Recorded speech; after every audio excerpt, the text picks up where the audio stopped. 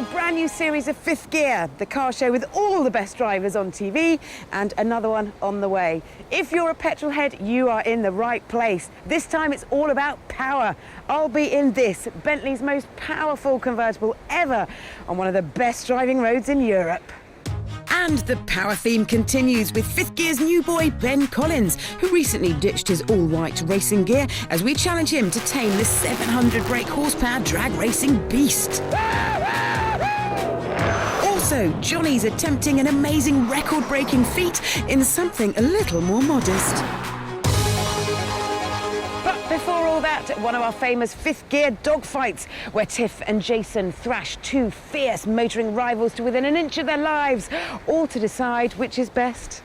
The BMW M3 and Mercedes C63 AMG make Hamilton and Alonso look like bosom buddies. For 3 years, these super saloons have been at each other's throats, battling for supremacy. The last time we drove them, the M3 was on top, but with new special editions of each, the tables could turn. With Mercedes, they simply offer you more power. Spend £4,995 on their new performance package and you get an extra 30 horsepower, taking it up to a brutal 480. BMW have taken a different approach. Not more power, but instead even better handling.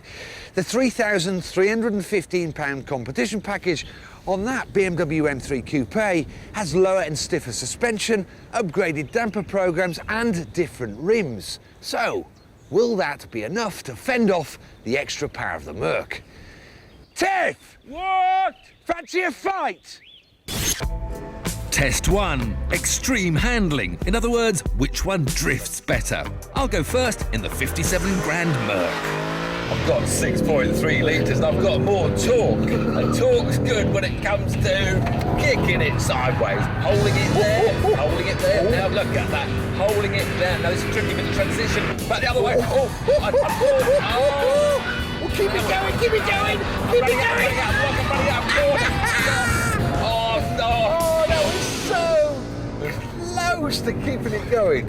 How's the smoke? How's the smoke behind? Look, still over there. So, what are you going to score me on that? Well, mate, that's I'm not sure I can ever give a 10 because we're not perfect. It's a 9 though, isn't it? It was fantastic, that Tiff. Brilliant. Time for the 56 grand BMW. It's 60 horsepower down on the Merc, but with its tweaked chassis, should be easier to control. Oh, he's done the Scandinavian flick. Oh, big sideways. Now the transition. You're not going to hold it. You little fighter. Running out of revs. Oh, he's got a bit of understeer, oversteer. Oh, cuts. Skipper off. It just ran out, didn't it? Just ran out. Let's look at the smoke. No, not much smoke, you see. I reckon your diff's too stiff. What Tiff's on about is the BMW's incredibly effective limited slip differential, which helps put the power down with minimal wheel spin. The downside, a lack of smoky slides. Come on then, what's the score? I mean, it hasn't won. 7. 7, good. What do you mean 7? How can that be a 7? It went into understeer halfway through. So, the Mercedes-Benz wins the drift. Sorry. This will be better on track though. Test 2 finds out which is quickest, so it's a flying lap against the clock. Get that watch ready. Assuming Tiff can get out of drift mode. Oh, Fighter. Oh. We're all right, we're all right. Not all right. I've got more horsepower, so I must be gaining on the straight. In fact, the Merc will reach 62 miles an hour in just 4.4 seconds. But straight line speed isn't much use if a car won't corner neatly. So it's that change of direction that makes the tail hop I can't out. believe how nervous. Yeah, just concentrate on getting. Just concentrate not hitting that wall. 138.1. No way. Time for the BMW. Get ready to start the clock. Now. Oh, that was a funny line. What are you doing there? That's the traction line. That's a front-wheel drive touring car. Look, it's effective. You turned it too early. The BMW might be nearly half a second slower to 62 than the Merc, but better handling equals better speed through the corners. Look, we're going somewhere, not this sliding about nonsense. Tell you what, not as much fun, but it's so brilliant to drive. Oh, it's easy. It's easy. It's over. It's not over until it's easy. Over. What was the lap time there, Tiff? Nearly 2 seconds quicker. Really? 36.2. It just shows you, grunt's not everything. You need a chassis as well. BMW and Mercedes are really playing to their strengths with these special editions. The C63 is an even faster hot rod, and the M3 an even harder track tool. But there's only one winner, and while it might not be the best showman, it has to be the quicker, sharper BMW.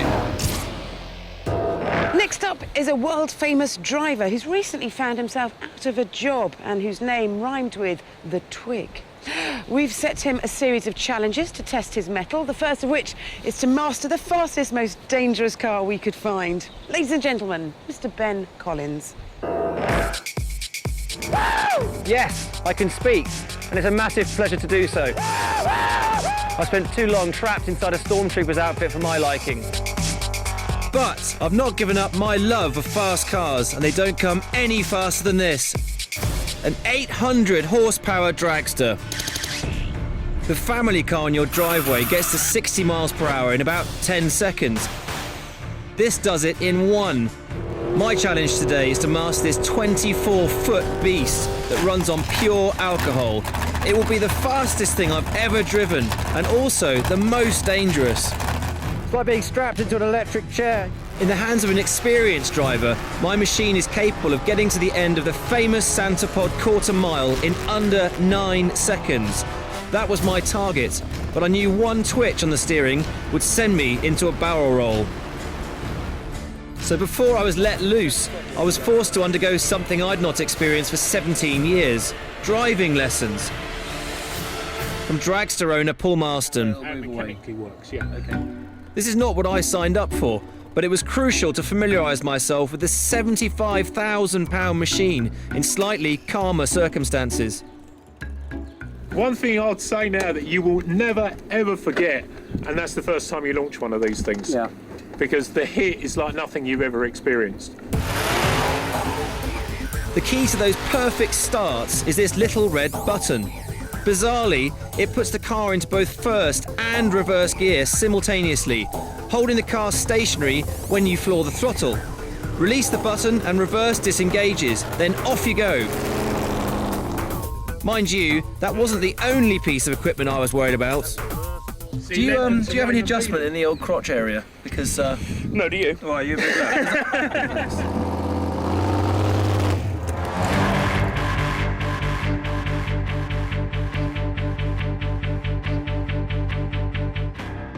With some last-minute advice from Paul, I headed nervously to the start line. When the car launches, make sure you're ready for it. You need to brace yourself. With the tyres warmed up, it was time to show everyone what I was made of and fire this 800 horsepower missile down the quarter mile straight.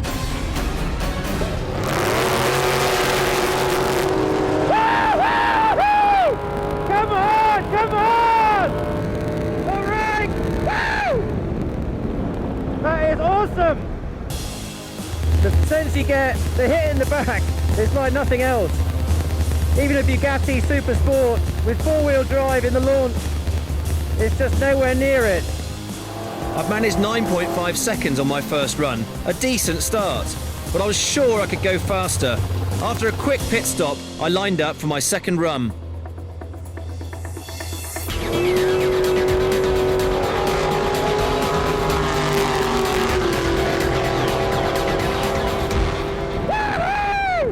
Come on! Done 2 runs down this strip so far, a 9.5 and a 9.1.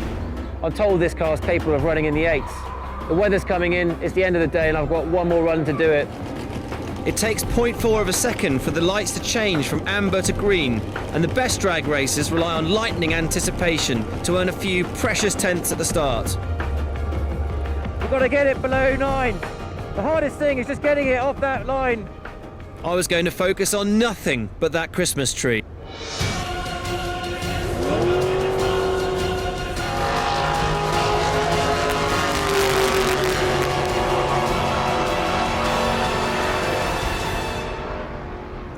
9.8 seconds. I'd done it.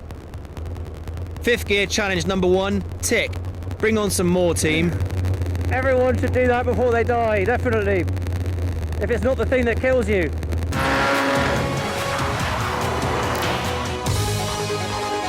Welcome back to Fifth Gear. Next up, it's me. Bentley's Continental Super Sports Convertible is the most powerful drop top the company has ever made, which is why I've come to one of the best roads in Europe to give it a workout.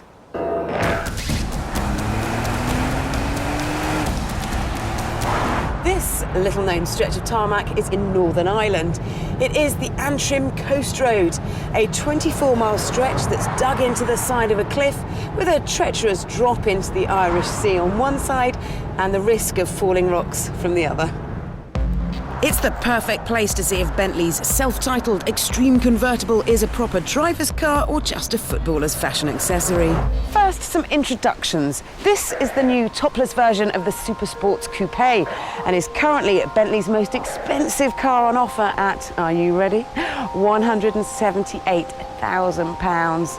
It can run on bioethanol, it's got 612 brake horsepower and with a top speed of 202 miles an hour, it is the fastest four-seater convertible in the world. Out of LAN and it's time to open up the taps. Whoa! This is quick. 0 to 62 happens in 3.9 seconds and if there wasn't a speed limit, I'd be able to demonstrate 0 to 100 in 9.6 seconds. That is supercar fast. Hit the throttle hard and there is quite a vicious jolt as the power kicks in, but at least it ensures you are pinned back into your seat, ready to enjoy the ride. To help put the power down and stop me sliding off into the drink, there's four-wheel drive. 60% of the power goes to the rear most of the time, and you can always turn the traction control system off if you want a bit more play at the back end. Its road manners are top draw, but its weight and sheer size make you feel cocooned rather than invigorated. And this is where it loses out big time to the Ferrari California and Aston Martin DBS Volante, which are much hungrier to annihilate a bend and are much more involving.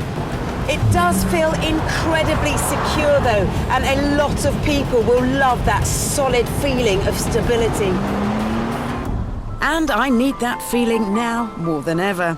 The trouble with a demanding road is that it can come with problems. Because of the danger of falling rocks, the road ahead is closed.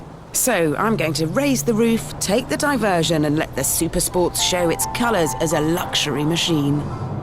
The front seats are carbon fibre with a leather satin finish. And although they're 20 kilograms lighter than the standard ones, they are comfortable. But on longer trips, I could do with some lumbar support. And although many herds gave their hides for the interior, it is overly flashy in here. And there aren't enough special touches to make you feel that you're in the ultimate Bentley. Being enveloped in it for the last few leisurely miles has highlighted the more civilised side of Bentley's most potent convertible. So, does it make a commendable all-rounder? It is staggering how the Super Sports convertible effortlessly munches the miles. It's an incredibly well-engineered motor car, but it lacks the pure passion and the dynamism of its two main rivals. And for that, I have to rate the Antrim Coast Road the more extreme. And now it's time for Johnny, who set himself a record-breaking challenge that sounds almost impossible. My aim is to smash not one, but 5 national speed records. The location for such a feat is Millbrook Proving Ground, the only place in the country where an attempt like this is possible. And with an army of scrutineers and timekeepers already setting up, my nerves are shredded. So I need a car I can trust with my life. I've chosen a Skoda Fabia VRS, same 180 horsepower engine, same double clutch gearbox, and the same chassis as VW's brand new Polo GTI. However, at £15,500, it's £3,000 cheaper. So if anything deserves to be a record breaker, it's that. The Skoda's engine is supercharged and turbocharged, but the only thing that counts for the record is its size. 1.4 litres, putting it in a class where the records were set over 20 years ago by a Metro that averaged over 120 miles an hour. I want to set new records for the time taken to cover 5, 10, 50, 100 and 200 miles. The Fabia is capable of beating the Metro, but the risks are still massive. First up, tyres. Now the bowler's got an extremely abrasive, grippy concrete surface. It can cause the rubber to blister, or even worse, disintegrate. And perhaps the biggest risk is actually me, because I've got to drive at top speed for over an hour and a half, and that requires quite a lot of concentration. Only problem is, I'm not known for concentrating very well. A scrutineer checked my engine was the exact right size. A timekeeper set the laser-aligned start line. This is it, we're ready to roll. And then, it was time to go. It was essential to reach the Metro's average speed of 120 miles an hour as quickly as possible to clinch the first record, time taken to cover 5 miles. It's doing 5,000 RPM at 134. Top speed of this car is 139, so you really are straining that little 1.4. The data came out and my first record was confirmed, although I didn't actually know I'd broken it. You've just broken your first record. Someone just said something, but I can't really hear them because I've got a helmet on. Despite not knowing if I was being congratulated or warned of trouble, I kept going, but fatigue was already setting in. You start to get a bit of tunnel vision, you start to get dizzy, so the importance is to throw your vision further ahead. My right-hand foot, my throttle foot, is actually spasming because I've got it on the mat. Not only that, but my tired mind was getting distracted by the potential for wildlife. I found myself constantly on the lookout for stray foxes and birds. That was a bloody pigeon. Still, 50 miles into my drive, I was racking up the records. I've got the 10-mile record and I've got the 50-mile record. I've just heard through the walkie-talkie. This is excellent. I've not seen any vixens on the track, so that's cool. What was that? What the hell was that? What was that? I don't know if it's a stone or a conker or a bit of Skoda. I've got no idea what it is. I travelled 80 miles, not even halfway into the epic journey, when things started to look really bad. I've lost a tyre. I've lost a tyre. I had to pull in. I didn't know the extent of the damage, but it felt bad. What's the damage? Bloody hell, that's really gone. Most of the liner's gone. As I'd be constantly cornering at over 130 miles an hour, my front right tyre had been under immense pressure. It was ruined, but the clocks were still running. A new tyre was borrowed from a second Fabia, but expecting it to last 120 miles when the first had disintegrated after just 80 was just plain stupid. It's just not worth the risk, really. If it mounted over those barriers, I mean, you just Superman it off the top of there. I don't really want to do that. Despite the devastating turn of events, I'd still broken some records. Hello, John. Got some good results so far. Have we? Yep. Standing start 50 kilometres. Yeah. Standing start 50 miles. Standing start 100 kilometres. And we've got the flying start 5 kilometres, 5 miles, 10 kilometres and 10 miles. Crikey. I came here aiming to break 5 records, but as long as my attempts are ratified by the MSA, it'll be an unbelievable 7.